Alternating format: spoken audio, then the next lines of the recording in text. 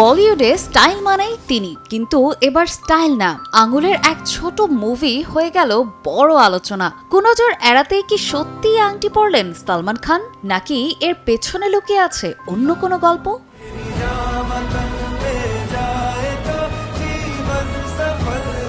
মহারাষ্ট্রের মুখ্যমন্ত্রী একনাথ শিন্দের এক অনুষ্ঠানে হাজির ছিলেন বলিউড ভাইজান। সব ঠিকঠাকই চলছিল, হঠাৎই ক্যামেরায় ধরা পড়ে এক অদ্ভুত মুহূর্ত।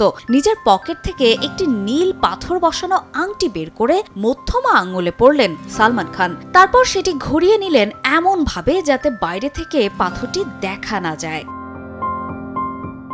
এই ছোট্ট অ্যাকশনই এখন ভাইরাল, কারণ অনেকের বিশ্বাস এই ধরনের নীল পাথরের আংটি কুনজর বা নেতিবাচক শক্তি থেকে বাঁচার জন্য ব্যবহার করা হয়। এর আগে থেকে সালমানের হাতে নীল ব্রেসলেট নিয়ে ভক্তদের আগ্রহ ছিল, এবার তালিকায় যুক্ত হলো রহস্যময় এই আংটি।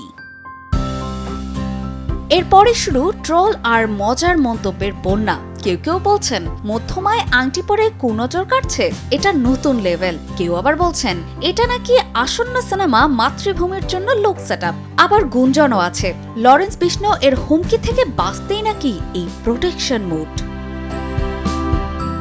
বলিউডে ট্রেন্ড আসে যায়, কিন্তু সালমান যখন কিছু করেন তা স্টাইল হোক বা সিকিউরিটি, সবই হয়ে যায় ভাইরাল কন্টেন্ট। আংটিটা কি সত্যিই কুনজর থেকে রক্ষা করবে, নাকি এটা শুধু আরেকটা ভাইরাল মোমেন্ট? অপর্ণা বর্ষা, সময় সংবাদ।